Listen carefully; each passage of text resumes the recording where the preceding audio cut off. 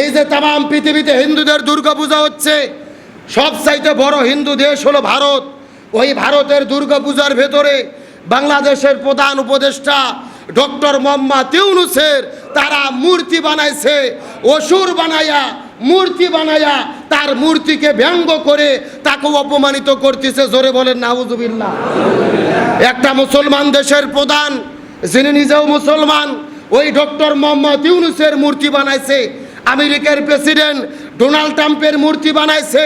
এই মূর্তিগুলো বানাইয়া তারা ব্যঙ্গ করতেছে। টাকা দিল কারা? তদন্ত করে দেখা যাচ্ছে ইউনূসের মূর্তি বানাইতে টাকা দিয়েছে এখান থেকে যারা পালিয়ে গেছে ওই পতিত স্বৈরাচার আওয়ামী লীগের লোকেরা। কথা বলে না কেন? ওদের তো টাকার অভাব নাই। গত 16 বছরে আমার দেশটাকে লুটপাট করে টাকা পয়সা ভারতে নিয়ে পালিয়ে চলে গেছে। আজকে তারা টাকা দিয়ে ডক্টর ইউনূসের মূর্তি বানাইয়া অসুর তৈরি করে তাকে অপমানিত করছে। অসুর কাকে বলা হয়? তারা যাদের ভালোবাসে দেবতা মনে করে তাদেরকে ঠাকুর দেবতা দেব দেবতা তৈরি করে, আর যাদের শত্রু মনে করে তাদের অসুর তৈরি করে, অর্থাৎ ভিলেন বানাইয়া নেকেটভাবে ব্যঙ্গ করে জনগণের সামনে প্রচার করে। ডক্টর ইউনূসকে বলতে চাই, এখান থেকে শিক্ষা গ্রহণ করেন। ওই যে পুজোর আগে ভারতে ইলিশ পাঠাইলেন, বাংলাদেশের মানুষ ইলিশ খাইতে পারে না, আর আমার দেশের ইলিশ পাঠাইয়া ওদের সাথে প্রীতি করার চেষ্টা করলেন, আর ওরা আপনার মূর্তি বানালো। সুতরাং বোঝা গেল ভারত আমাদের বন্ধু নয়, ওরা আমাদের শত্রু। ওদের সাথে প্রীতি করা বন্ধ করতে হবে। আপনি ওদের যতই ভালোবাসা দিতে চান, যতই কাছে টানতে চান, ওরা আসবে না, ওরা শত্রুতা করেই যাবে। তবে এই ঘটনার দ্বারা প্রমাণ হয়েছে ডক্টর ইউনূস যে সঠিক পথে আছে, এই মূর্তি বানানি হলো তার প্রমাণ। যদি ডক্টর ইউনূস ভারতের দালালি করত তাহলে তার মূর্তি বানানো হতো না। সুতরাং বোঝা গেল মূর্তি বানাইয়া লাভ নাই, ষড়যন্ত্র করে কোনো লাভ নাই। এই বাংলাদেশে আর ভারতের দালালি চলতে দেওয়া হবে না। কিন্তু বাংলাদেশে দেখা যায় ওই গত 16 বছর আমরা দেখেছি সংসদ ভবনের ভেতরে শেখ হাসিনা ফতুয়া দিত দুর্গা পুজো আসলেই যে লাকুম দিনুকুম ওয়ালিয়া দিন, যার ধর্ম সে পালন করবে। লাকুম দিনুকুম ওয়ালিয়া দিন, ধর্ম যার যার, উৎসব তার তার, ধর্ম যার যার, উৎসব সবার। বুখারী শরীফের হাদিস। শুনছেন না? শুনছেন না? মানে বলতেছে লাকুম দিনুকুম ওয়ালিয়া দিন, এটা নাকি বুখারী শরীফের হাদিস। এই জন্য হিন্দু বৌদ্ধ মিলাইয়া এক জায়গায় করে তারা শিরিক করত। আমি যদি আপনাদেরকে বলি, বলেন তো যে বউ যার যার হক সবার, আপনারা কি বইয়ের হক দেবেন?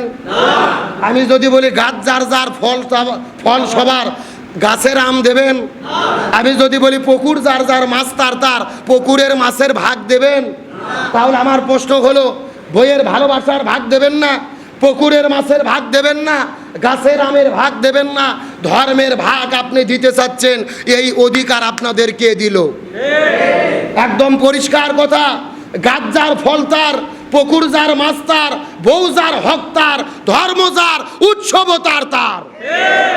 সুতরাং যা তাই ফতোয়া দেওয়ার চেষ্টা করেন না। আল্লাহর কোরআন নাজিল করলো সূরা কাফিরুন, আল্লাহ সূরা নাজিল করলো ইমানদার বেঈমানদের ভেতরে হক বাতিলের মধ্যে পার্থক্য করার জন্য, অথচ ওই সূরা দিয়ে আমরা এক করার চেষ্টা করতেছি। আরে ভাই, নেতা নেতৃত্ব দূরের কথা, অনেক হুজুরও এই সূরার সঠিক ব্যাখ্যা বলে না। ভালো করে বোঝার চেষ্টা করেন। আমার নবীর কাছে নবীদের চাচা আবু জেহেল আসার পরে বলতেছে, ভাতিজা তুমি তো ভাতিজার, আমি তো চাচা, খামাকা নিজেদের মধ্যে গন্ডগোল করে লাভ কি? আসো আমরা একটু আপোষ করি। আপোষ কি? যখন নামাজের সময় হবে আমরাও যাব, তোমরাও থাকবা, মিলেমিশে কাবা ঘরে নামাজ পড়বো। আবার আমরা যখন মূর্তি করব, মূর্তি পূজা করব, তুমি একটু আমাদের সাথে আসো, নামাজও চলবে, পূজাও চলবে। প্রস্তাব দিয়েছে কে? আরো জোরে বলেন। আবু জেহেল। কে প্রস্তাব দিছে? এ সূরা কাফিরুন নাজিলের শানে নুজুল বলতেছি, ভালো করে বোঝেন। এই প্রস্তাব যখন আবু জেহেল দিয়েছে, সাথে সাথে আল্লাহ আয়াত নাজিল করলেন, কুল ইয়া আইয়ুহাল কাফিরুন, হে রাসূল আপনি কাফেরদের, আবু জেহেলদের জানাইয়া দেন, লা আবুদু মা তা'বুদুন, তোমরা যার ইবাদত করো আমরা তার ইবাদত করি না। আমরা যার ইবাদত করি তোমরা তার ইবাদত করো না। তোমরা মূর্তির পুজো করো, আমরা করি না। আমরা আল্লাহর ইবাদত করি, তোমরা করো না। সুতরাং তোমাদের মূর্তি পূজা তোমাদের জন্য, আমাদের আল্লাহর ইবাদত আমাদের জন্য।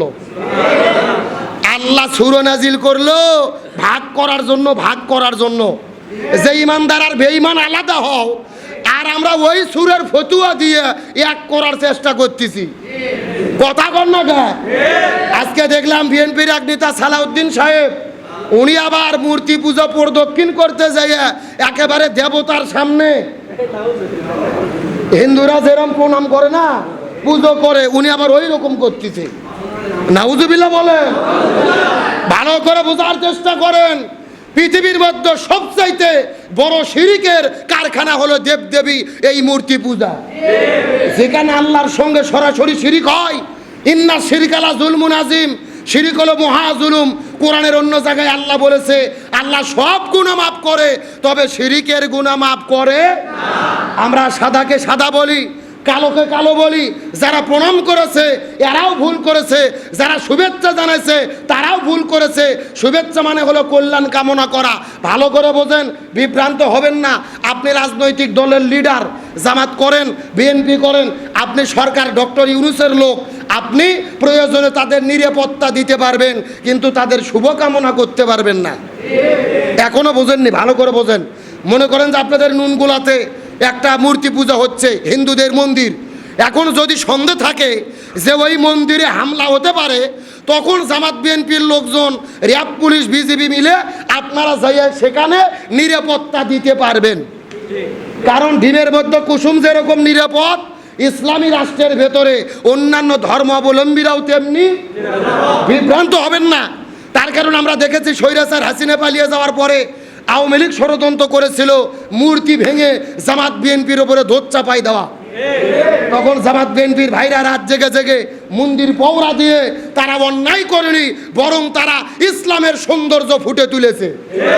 তবে কথা হলো, যদি রিস্ক থাকে নিরাপত্তা দেবেন, কিন্তু তাদের কল্যাণ কামনা করা যাবে না, শুভ কামনা করা যাবে না। তাদের দুর্গাপুজো দেখে আনন্দিত হওয়া যাবে না, সন্তানদেরকে নিয়ে মেলাতে যাওয়া যাবে না। আচ্ছা, আপনাদের প্রশ্ন করি, আমাদের যে ঈদ হয়, ঈদুল ফিতর, ঈদুল আজহা, ওরা কি আমাদের ঈদগাহে মাঠে আসে? গরু জব করে গরুর গোস্ত হিন্দু করে দিলে খায়? মসজিদে জুমন নামাজ পড়তে আসে? তাহলে ওরা নামাজে আসে না, ঈদের দিনে আসে না, গরুর গোস্ত খায় না, আপনি তাদের পুজোতে যান কেমনে? লজ্জা থাকা দরকার। কে রে ভাই, ধর্ম যার যার, উৎসব সবার যদি হয়, তো ওরাও তো আমাদের ঈদের দিনে আসার কথা। কে কই? কোনো হিন্দু তো ঈদ পালন করে না, কোনো হিন্দু তো গরু জব করতে আসে না। ও, ওরা আমাদের এখানে আসবে না, আমরা যাব, তার মানে ঈমান নষ্ট করার গভীর ষড়যন্ত্র। সুতরাং শিরিক থেকে এ জাতিকে আল্লাহ হেফাজত করুক, বলেন আমিন। আমার বন্ধুগণ, মুসলমান ভাইরা, গভীর মনোযোগ লক্ষ্য করুন। সময় কম, আমি আপনাদের ব্যাখ্যা দিতে পারবো না। মূল কথাগুলো বলার পরে বিদায় নিয়ে চলে যাওয়ার চেষ্টা করব। আমি আপনাদের বোঝানোর চেষ্টা করতেছি, নবী পুরো জীবনের ভেতরে যা যা করেছে আমাদেরকেও তাই তাই করা লাগবে। নবী জীবনে কি কি করলো এই বিষয়টা ভালো করে বোঝার চেষ্টা করবেন। আমাদের নবীজি ওই মক্কা থেকে মদিনায় হিজরত করে চলে গেলেন। ওই মদিনায় যাওয়ার পরে মদিনা নামক একটা রাষ্ট্র গঠন করলেন। আর আমাদের নবীজি ওই মদিনা নামক রাষ্ট্রের হলেন রাষ্ট্রপতি। আমার নবী ছিল রাষ্ট্রপতি। জোরে বলেন, আমার নবী কি ছিল? কে রে ভাই, নবী রাষ্ট্রপতি ছিল বলতে ভয় লাগে? এ লজ্জা লাগে? যারা মুখ খুলবে না মনে করবেন ভেতরে ভেজাল আছে। এই আমার নবী ছিল রাষ্ট্রপতি। জোরে বলেন, আমার নবী কি ছিল? আরো জোরে। এখন আমি আপনাদেরকে জিজ্ঞাসা করি, নুনগোলার মুসলমান, চিৎকার করে বলেন তো, আমার নবী যদি রাষ্ট্রপতি হয়ে থাকে, তাহলে আমাদেরকে, এই হুজুরদেরকে, নবীজির দলের ভেতরে আল্লাহর কোরআনের সংবিধান ছিল না। কথা কি বোঝা যায়? এ ভালো করে বোঝেন। আপনার আমার মতো 2 টাকার ছুটকে ফাটকে হুজুর না, এলাকার তেল তেলা গোয়ান্দার নেতা না, স্বয়ং বিশ্বনবী 23 বছর ধরে তার দলের দ্বারা শান্তি কায়েমের আন্দোলন করেছে। চেষ্টা করেছে, জমিনে শান্তি কায়েম করতে পারেনি। তার কারণ তখন নবীর দল ছিল, আল্লাহর কোরআনের সংবিধান ছিল না। তার কারণ কোরআন তখন নাজিলই হয়নি। পরবর্তী 23 বছর নবী কোরআন কায়েম করলো, শান্তি কায়েম হয়ে গেল। তার মানে রসুলের সিরাতের শিক্ষা হলো, স্বয়ং নবী যদি কোরআন ছাড়া এই জমিনে শান্তি কায়েম করতে ব্যর্থ হয়, এই বাংলাদেশে যতগুলো রাজনৈতিক দল আছে আর যারা শান্তি কায়েম করার জন্য ঘোষণা করতেছে, ওই দলের দ্বারা এই জমিনে শান্তি কায়েম হবে না, যেই দল আল্লাহর কোরআনের সংবিধান দিয়ে পরিচালিত হয় না। কথা ক্লিয়ার না ভেজাল আছে? কে ভাই, যেই দল নিজেরাই কোরআন দিয়ে চলে না, ওরা নিজেরাই তো মারামারি করে এক বছরে 110 জন কুপকার কতক্ষণ না। তাহলে যাদের কাছে নিজেদের দলের কর্মীরা নিরাপদ না, তাদের কাছে কি দেশ নিরাপদ হতে পারে? গভীর মনোযোগ ভালো করে বোঝার চেষ্টা করেন। এই জন্য আল্লাহর কোরআন বলেছেন, ওয়াতাসিমু বিহাবলিল্লাহি জামিয়াও ওয়ালা তাফাররাকু, তোমরা যদি মুসলমান হও আল্লাহর জমিনে দিন কায়েমের আন্দোলন করো, আল্লাহর শিকাকে ধরো। আল্লাহর কোরআন বলেছেন, ওয়ালতাকুম মিনকুম উম্মাতুন ইয়াদউনা ইলাল খায়র ইয়ামুরুনা বিল মারুফ ওয়া ইয়ানহাউনা আনিল মুনকার, তোমাদের মধ্যে অবশ্যই একটা দল থাকবে যারা ভালো কাজের আদেশ করবে, অন্যায় কাজে বাধা দেবে। আল্লাহর কোরআন বলেছেন, আল্লাযীনা ইম্মাক্কান্নাহুম ফিল আরদি আকামুস সালাহ ওয়া আতাউজ যাকাত ওয়া আমারু বিল মারুফ ওয়া নাহাউ আনিল মুনকার। কোন মুসলমান দল যদি ক্ষমতায় যায়, 4টে কর্মসূচি বাস্তবায়ন করবে। 1 নম্বর নামাজ বাধ্যতামূলক করবে, 2 নম্বর যাকাত ভিত্তিক অর্থনীতি কায়েম করবে, 3 নম্বর ভালো কাজ চালু করবে, 4 নম্বর মন্দ কাজ বন্ধ করবে। সুতরাং ক্ষমতায় যাওয়ার পরে এই 4 কর্মসূচি বাস্তবায়নের যারা ঘোষণা দেবে, ইমানদার মুসলমান হিসেবে তাদের পক্ষেই আমাদের থাকতে হবে। বক্তব্য কি আব্দুল সালাম যুক্তিবাদী না আল্লাহর? জোরে বলেন কার? দল যদি করাই লাগে কার দল করব? রাজনীতি যদি করাই লাগে কার রাজনীতি করব? কারণ আল্লাহর কোরআন বলেছে, ওয়ামাইয়াবতাগি গায়রুল ইসলামি দীনান ফালা ইউকবালা মিনহু ওয়া হুয়া ফিল আখিরাতি মিনাল খাসিরিন। আল্লাহর কোরআন বলেন, কোরআন বাদ্য যদি কেউ ব্যবসা করে, ওই ব্যবসা আল্লাহর দরবারে কবুল হবে না। কোরআন বাদ্য যদি কেউ বিয়ে করে, ওই বিয়ে আল্লাহর দরবারে কবুল হবে না। কোরআন বাদ্য যদি কেউ রাজনীতি করে, ওই রাজনীতিও আল্লাহর দরবারে কবুল হবে না। কিন্তু আমরা বাংলাদেশে যারা আল্লাহর আইন চাই, সৎ লোকের শাসন চাই, আমাদের বিপদ আছে না নাই? এ কোরআনের আইন চাইলে বিপদ আছে না নাই? এই যে বাংলাদেশ জামাত ইসলামী সাম্প্রতিক তারা সিদ্ধান্ত নিয়েছে তাদের লোগো পরিবর্তন করবে, এখনো পরিবর্তন হয়নি, অথচ এক দলের ঘুম হারাম। কথা বলে না কেন?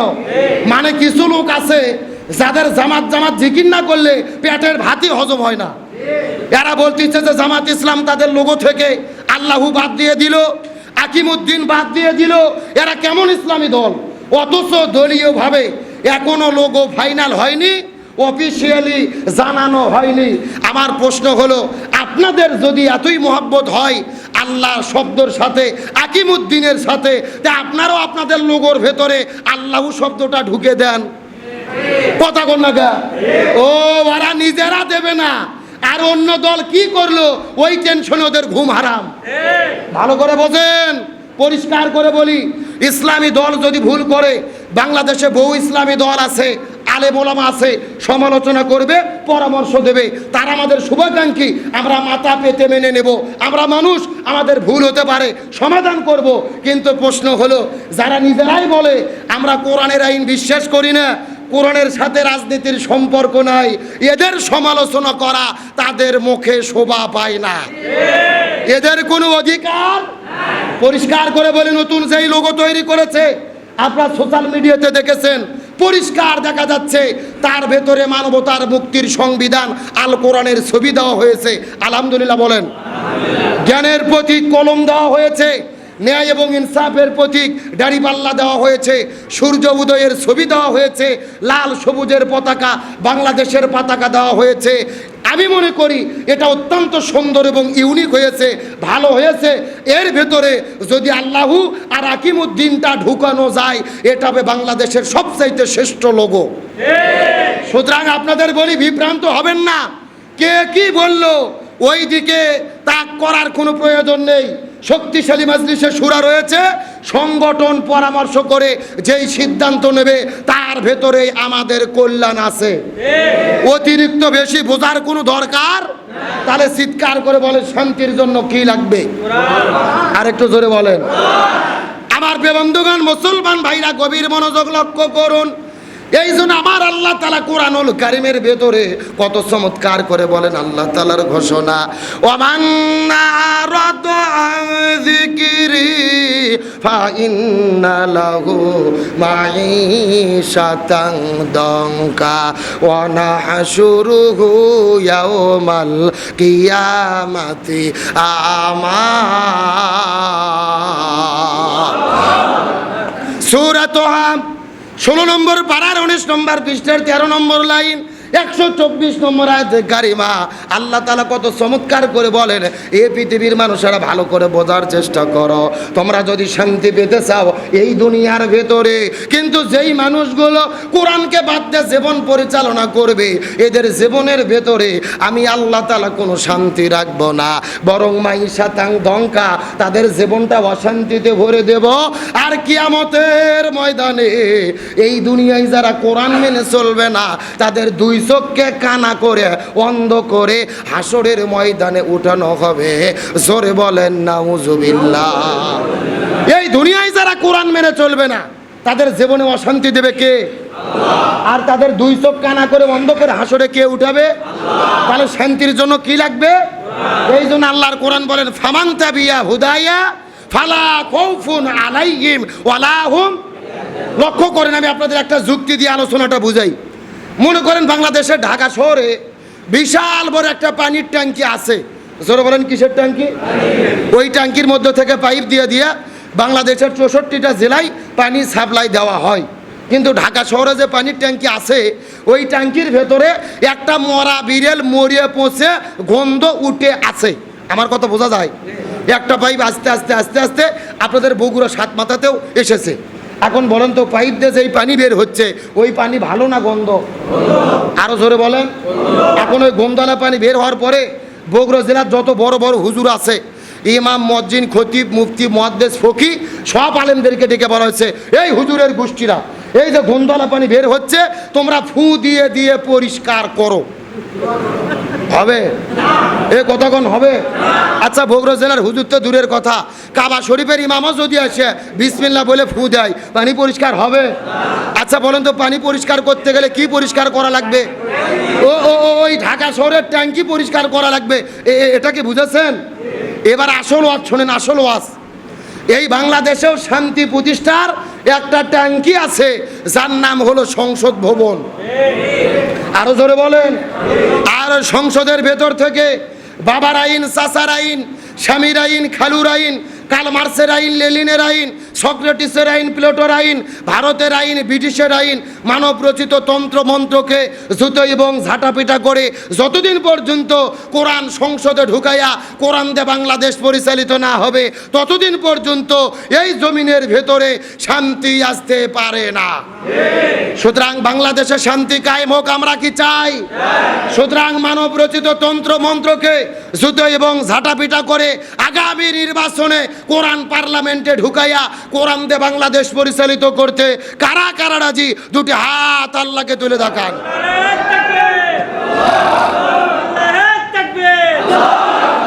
আমার নেতা তোমার নেতা, বিশ্ব নবী মুস্তাফা, আল কোরআনের আলো, সংসদে জালো,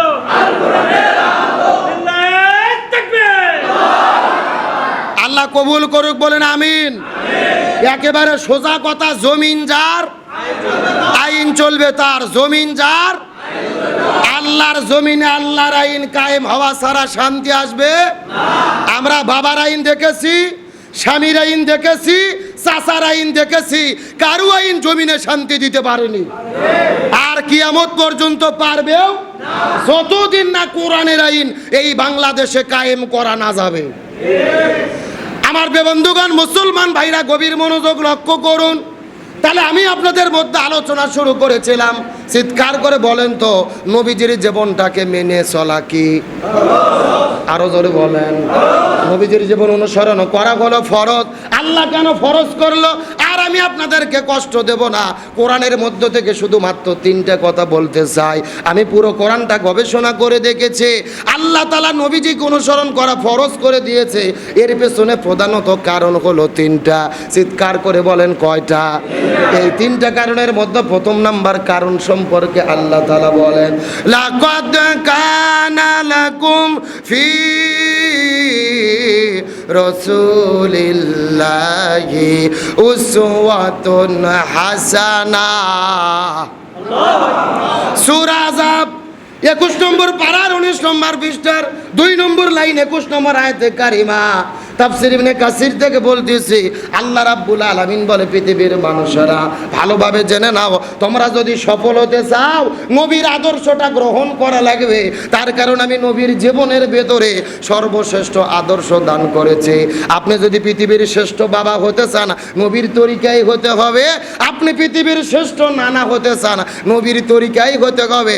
আপনি যদি পৃথিবীর মধ্যে শ্রেষ্ঠ ব্যবসায়িক হতে চান, নবীর তরিকায় হতে হবে। আর আপনি যদি পৃথিবীর ভেতরে শ্রেষ্ঠ রাষ্ট্র পরিচালক হতে চান, সেটাও আপনাকে নবীর তরিকায় হতে হবে।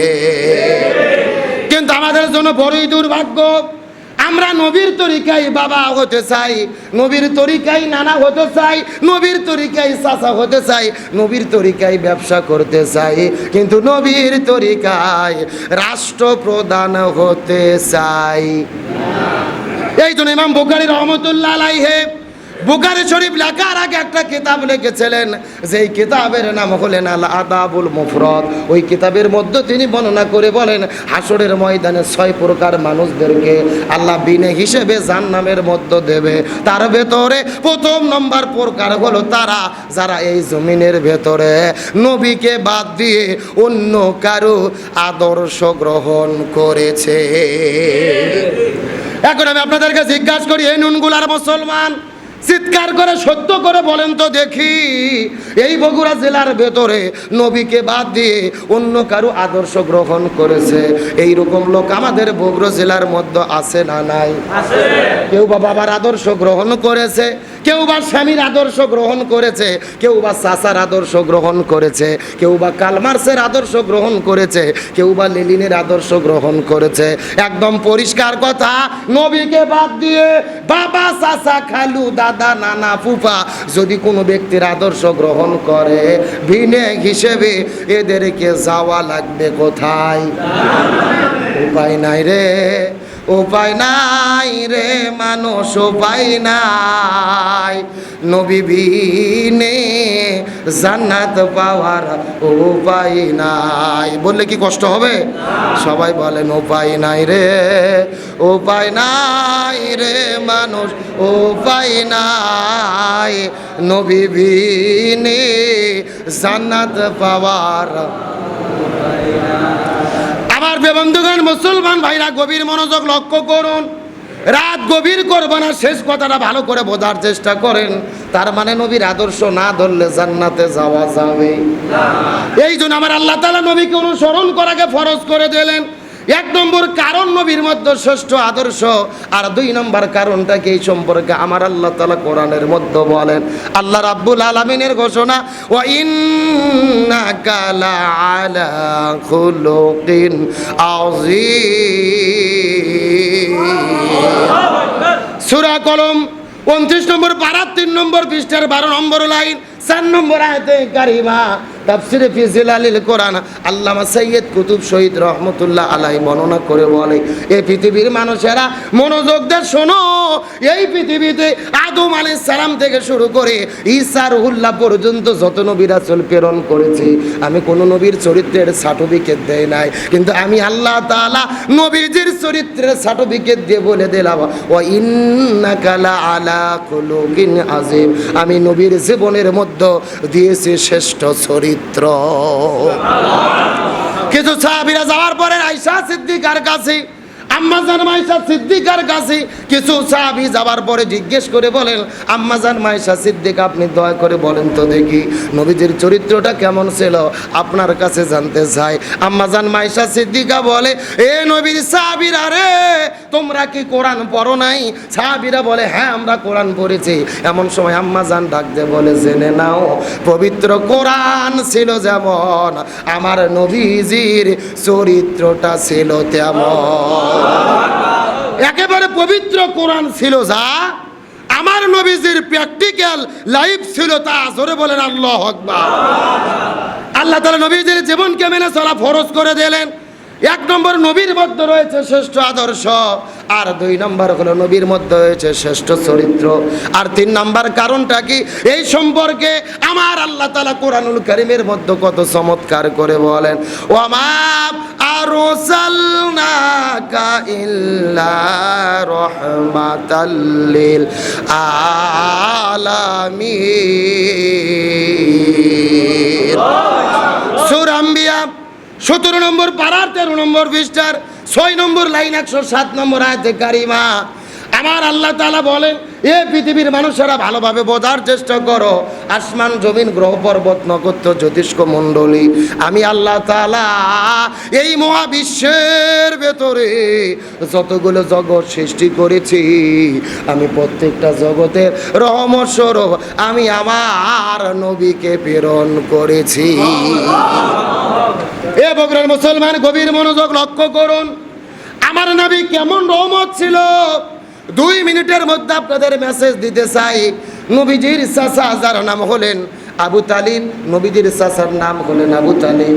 আমার নবীজি দুনিয়ার ভেতরে এত পরিমাণ এতিম ছিল, নবীর মতো এতিম পৃথিবীতে কেউ ছিল না, নবীর মতো এতিম পৃথিবীর মধ্যে কেউ ছিল না। কিন্তু মনের মধ্যে প্রশ্ন জাগতে পারে, আল্লাহ নবীজিকে এত পরিমাণ ভালোবাসে, কিন্তু আল্লাহ নবীজিকে কেন এতিম করলেন? নবীর জন্মের আগে বাবা বিদায় নিয়ে চলে গেছে, কয়েকদিন পরে নবীর মা বিদায় নিয়ে চলে গেল, নবী চলে গেলেন তার মায়ের কাছে, মাও বিদায় নিয়ে চলে গেল, নবী চলে গেলেন তার দাদার কাছে, তার দাদাও বিদায় নিয়ে চলে গেল, নবী চলে গেলেন তার চাচার কাছে, চাচাও পৃথিবী থেকে বিদায় নিয়ে চলে গেল। তাহলে প্রশ্ন হলো, আল্লাহ যদি নবীকে এত পরিমাণ ভালোবাসবে, তাহলে নবীকে এত বড় এতিম কেন বানাইলেন? এরকম প্রশ্ন আছে না নাই? এ গভীর মনোযোগ বোঝার চেষ্টা করবেন, আল্লাহ নবীজিকে এতিম কেন করলেন? এর পিছনে কারণটা কি? আল্লাহ নবী সম্পর্কে বলেছেন, লাকাদ কানা লাকুম ফি রাসূলিল্লাহি উসওয়াতুন হাসানা। আল্লাহ নবীজির মধ্য দিয়েছেন সবার জন্য আদর্শ। কিন্তু প্রশ্ন হলো, আমার নবী যদি এতিম না হতো, এই দুনিয়ার মধ্যে যারা এতিম হইতেন, নবীজির কাছে যাওয়ার পরে জিজ্ঞেস করে বলতেন, ইয়া রাসূলুল্লাহ, আপনি এতিমের মর্যাদা কি বুঝবেন? এতিমের ব্যথা আর কষ্ট কি বুঝবেন? আপনি তো এতিম না, আমাদের মতো কষ্ট তো আপনাকে পাইতে হয় নাই। এই জন্য কোনো এতিম যেন নবীর কাছে যাওয়ার পরে প্রশ্ন করতে না পারে, আপনি তো আমাদের ব্যথা বুঝবেন না, আপনি তো আমাদের কষ্ট বুঝবেন না। আর